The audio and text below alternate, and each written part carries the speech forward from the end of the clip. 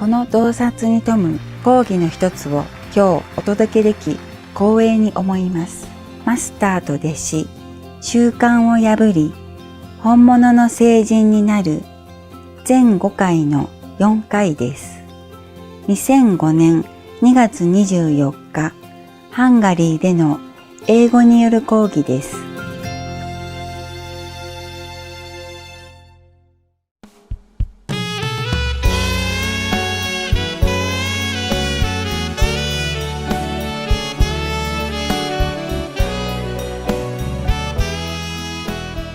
Hi, Master. Hi. Recently, my mental has been really bad. Yeah? I feel peaceful, but my mind has been really troubling me a lot. What happened? Lots of thoughts, mainly negative, criticizing thoughts about people in my mind. And when I see the people, I love them. I don't dislike them, but in my mind, something they say keeps criticizing and judging them. Just recently? Yeah, probably for the last month or so. Maybe you come in touch with something that reminds you of something else, you know? Yeah. So it's not your fault, it's just affinity sometimes, okay? It's just self-doing. And the other thing you said about being considerate, you know, earlier when we came in here, I just rushed in and moved people's stuff and just sat down. I know. And I didn't know that I had that. I thought that I was a considerate person. I know. Until that minute, and I realized, maybe, oh, have I been like that all the time? I didn't know. I know. I'm telling you. I was telling you all along, and you think you're the best already. Because you don't eat meat, you don't drink wine, you don't have extramarital relationship, you think you're a saint, I know that. I think that's the problem, right? I know, we just do it, bad habit, that's all. I think what you said about bricklayers was very interesting because it means that to be a saint, you don't need to be aware of it, right? No. Even more so. I'm telling you, it's okay, it's normal. I tell you why. Suppose you were just a normal person, a student, and you study medicine, then you become a doctor. But meanwhile, you have been students all along, you see? And the student, they live sometimes messy life, sometimes partying, and very lousy habit and all that, you know? And rush, and go here and there, and studying, and all kind of things. Or borrowing money, living on parents, and all kind of. And when you become a doctor, you cannot immediately drop all this habit. So you're a doctor, when you still have this lousy student habit, your house is a mess, or everything like that. You shabby clothes, or stinking, or smoking, or drinking, whatever. You understand me? Yes. So the sooner you realize you're now a dignified doctor, the better. Yeah? Last week I had contagion inside me. I cleaned my house up, I shaved, and all of a sudden I started not being happy with the way things were. I wanted to change. Okay, then Only in the last week. You begin to realize that you should be better. But before I'd be so lazy, I feel, you saying that you've waited 20 years for us to grow up. I feel that I really let you down sometimes, really think. It's okay, I don't care. The master, it's true, isn't it? It's your life. I've been lousy, isn't it? In my practice, precepts and everything, right? Join the group. Yeah? Join the club. Join the club, okay? You want a club member card? I'm sorry, from today I'm really going to try a lot harder. Okay, everybody should, eh? Yeah. That's good that you realize it. Yeah. Sometimes you don't realize it because you have been always a little lower level. And sometimes now you suddenly realize because your level is up, so it's good. It's a good sign. Yeah, congratulations. I told you, you will feel different. You notice things that you didn't notice before. Of course here it's so obvious because I tell you right away. At home you do it, you don't even know. The worst is to say why you do that. That's it, Nobody even know how to tell you to correct. Yeah, but that's why you have a teacher, no? It's convenient, eh? Alright, don't worry, okay? They all have a member card. If you want one, you can. We have a club everywhere, okay? The other one. Alright. Question? Frage? Pregunta? Nada? Good. And have a look at me. What a saint you are. Yeah, you are saint anywhere, I don't know. Here, if I give food, then you rush to come to the front. For example. It's okay. You're cute. You're like children. It's good. It's all right. It's no big deal. Huh? No big deal. They do the same to you anyway here, so it's alright. We do it for each other. Today you do it, you move that stuff, next day they move that stuff, or they move your stuff yesterday. It's the same, nobody say anything. I'm the only bad guy around here. Huh? They don't say anything, no? Nobody's call you, no? No, ever. Because they do the same. Yeah? They don't realize that it's bad or anything. But I think if I move the blanket so quickly, I don't do that. Because I know the dust will come out. And maybe carry some germ or something from the floor and flow it into people's nose or face, and then they achum, and then they get sick and they don't even know why. And you don't even know that you caused them sickness. Yeah? Or sometimes you carry a lot of luggage in the airport and you hang around, bang all over, and then bang on people, you know, and you don't even apologize. It's just very difficult to consider people all the time. Just try your best, all right? Try your best. Any more suffering, relationship problem? Huh? Everything okay? Whatever condition, just try to get through it and meditate. Because you never have it perfect in this world. It's always something, huh? It's always something. For example, when I live in a cave, you know, of course I was not used to it, no? No water, no electricity, no heater. And then I thought, okay, I wish I have a heater, so I buy one, the oil heater. It's fine, you turn it on, everything. But after a while you have to go and fill in the oil. Oh, that's not the worst. You have to bring the oil heater out, turn it off first. Otherwise the smell is more tense, it's a bit suffocating. And then I'm coughing, if I put it in there, you know. So bring it out and wait in the cold outside. No more smell, okay. Light it on, wait for it to turn on, okay, fine. Into the tent. But be very careful because it's heavy, you know. And I'm alone there, nobody helps me. And then after a while it's too hot because the tent is too small. I turn it to the lowest already, it's still too hot. And then I have to bring it out again. Outside the tent and turn it off. Okay, go back inside, meditate again. Oh, it's so cold. Back inside, turn it on, meditate. Oh, it's too hot.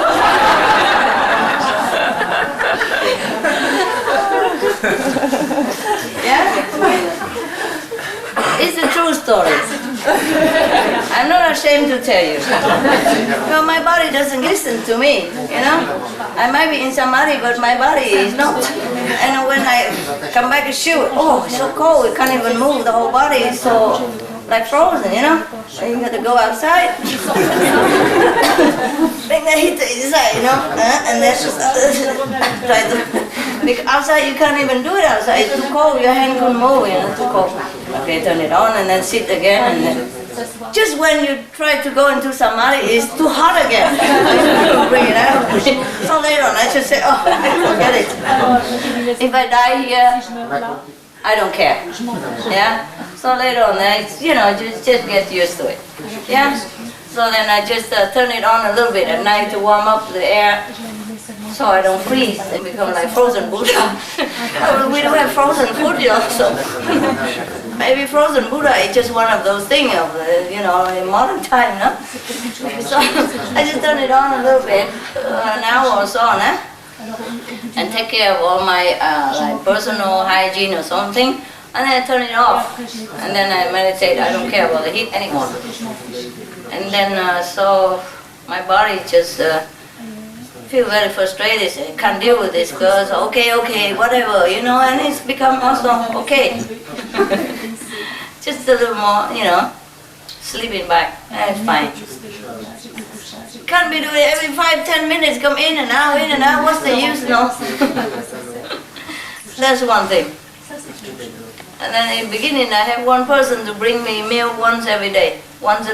Bring it in, it's fine. But he always has something that he cannot come at this time, or he come later, he come a little earlier, and I always have to wait so that I can finish with it, you know, and then go to meditate. So later I say, okay, don't bother coming, I don't need it. And it's also fine. You get used to it after a while. It doesn't matter. So I just eat whatever is there, you know. Because I never eat cold meal, you know, like Chinese meal. If you eat cold, it doesn't taste good, no? But I discovered that if you have to eat, you just eat it, and it's okay. Cold or not cold. What if you eat ice cream? It's the same, no? First my brain complained, you know? I said, what, do you like ice cream? No, this is a different ice cream. Just enjoy it. Yeah, and then so I get used to it. Huh? After a while, he doesn't get what he likes, so he likes what he gets. And that's all you get. If you don't like it, that's all you get. And if you don't like it, you don't even get anything. So he gets scared. Okay, fine, call me fine. Yum, yum, yum, yum. Train yourself. Okay? Nothing impossible. Yeah, it's habit only. I told you already before, it's habit. The habit that make us suffer so much. Yeah? But then you discover if you don't follow your habit, you also live then. It's a miracle, no? I've been a master too long. I always invite everybody to eat good meal and everything. And of course, it's not that really I desire, but my body used to it, and my lifestyle was like that for a long time.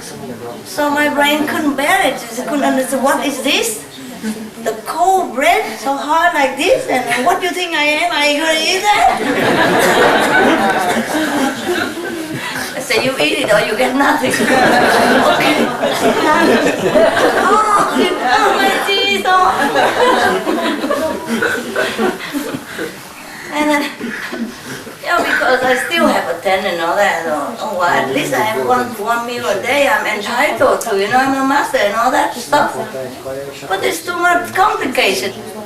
Always some excuses to delay or to come earlier. It's stopping my schedule. And it feels too important and too big deal. So after I just say, forget, don't care. I never eat, frozen canned food or thing like that in my life, even as a student. I would have a small oven and warm it, Those very small cookers, like for camping, like this. Because you're a student, you don't have much money. You buy a little gas at the time, Then you warm one can of bean or whatever, But at least you warm it. Yeah, I'm eating cold frozen. How? I'm not going to eat that. My brain told me. And then afterward he eats and everybody happy, it's okay. If you don't have any other choice, then you're fine. At least you're more peaceful. Sometimes habit drives you crazy. Make you one thing that is difficult to get. Make your life complicated. Just because you have it. You have such a habit and you think you need it. Just like people, they smoke cigarettes and they drink alcohol. They think they need it. They must. And some people, they say, I can quit. I don't really like cigarette that much. But it helps me. I'm so stressed out. I need a cigarette. So they think they need it, so they keep doing that, and then, they just don't quit. But if they try to quit, some different venue will be open to them. And then they feel better. And I don't need a tenant to bring food. I feel more peaceful. I can eat whenever I like. Whenever I wake out of Somalia, I just eat and then go back. I don't have to keep waiting. Thing like that. So it's very easy. And no heater, then don't have to come in now, like that. Yeah. So try to think which habit you really need. To consider, you really need this or you really need that or not. Yeah? And if you don't need it, then try to be master of it. Yeah? Don't let the habit master you. And then your life become better. That's all. Very easy. Just change the habit that bothers you. Whatever in your life is no good, you change that if you can. And if you cannot, then bear it. Alright? Nothing lasts forever. Even suffering doesn't last forever. Oh, right. Why do I talk like that? What happened? Because habit. Yeah. In consideration. Yeah. Anybody else? Any question? Or any comment? Anything nice to tell me? Any good stuff? I've just gave one person initiate recently. Before she didn't know who I am, I just go out, eat in restaurant, met her and all that, and she didn't even know anything, but she gets something. She kept asking me, who are you? I say, well, what's that for? And later, she saw me eat vegetarian, you know, she asked me why and everything. And then overnight she became vegetarian, and she didn't know how, because she's already old, like 50-something, 58 maybe, yeah. And she didn't know how, and then she eat just salad and celery, and then she became so sick. She couldn't even walk. So she went to the doctor and said, what's wrong with me? And the doctor checked her diet and said, this was wrong. You don't eat anything, you must eat protein and all that. But she said, no, I want to be vegetarian. So I took pity on her, you know, because of her faith in me. I didn't even tell her to eat vegetarian. I never go out to anybody. I wasn't going there. Sometimes I have to go out for some reason, but I never go out with a mission to preach to people at that time, you know. And recently even, I don't talk to anybody. Nobody knows. That's what I wanted, okay? Sometimes I have to go out, no? Apart from retreat, sometimes I have to go out because bureaucracy, anything, they need personal attention. Or banking, or passport, whatever, no? Then I met people sometimes. And then overnight she became a vegetarian and she didn't even tell me. And next time I know, I saw her, she was, you know, like very weak, and I asked and she said, oh, I said, no, you can't eat just vegetable. You have to eat this and that and that. And then I tell people to give her some protein and tell her where to buy, so she's okay. And then she keep asking about spiritual. She says she always wants to see a master, because in her book she read that don't practice what we say in this book, you have to find a master. I don't know where to find a master and all that. And she was asking, I said, well, my whatever secretary, my driver can teach you, you know. He's high level. I said, really? Well, he doesn't look like, you know. He doesn't look like, but he is cool, you know, high level. So okay. So I was so sorry for her. And she was my sister in long time ago, 400 years ago. So of course, you know, okay, I taught her. And then after, because I told her my name, you know. So she went home and checked into the emails and she said, she came back and said, she couldn't say anything. I was just said, and then okay, I have to get over that. The next time she said, oh, a miracle! Everything is a miracle in my life now. Oh, a miracle to myself, my husband, my son. Every day miracle. Thank you so much. Every time she comes to me, she got jumping like a kid, talking non-stop about miracle. I had hard time to catch up what miracle happened, you know, because he talks so much and so fast. Too many miracles. And I wonder, how come you don't talk to me about miracles? You're quiet. Doesn't anything happen to you? Or you get used to miracles? Huh? Get used to it, right? Spoiled, okay, that's good.